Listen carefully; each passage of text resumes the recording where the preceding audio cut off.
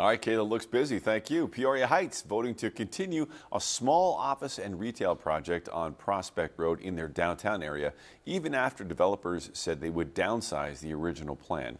Take a look this week. The Board of Trustees said developers reduced a proposed mixed-use building here on the former Save-A-Lot property along Prospect Road, going from 3 stories to 2.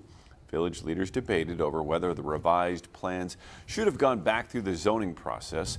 Some argued the smaller building represents a significant change from what was originally presented to the public.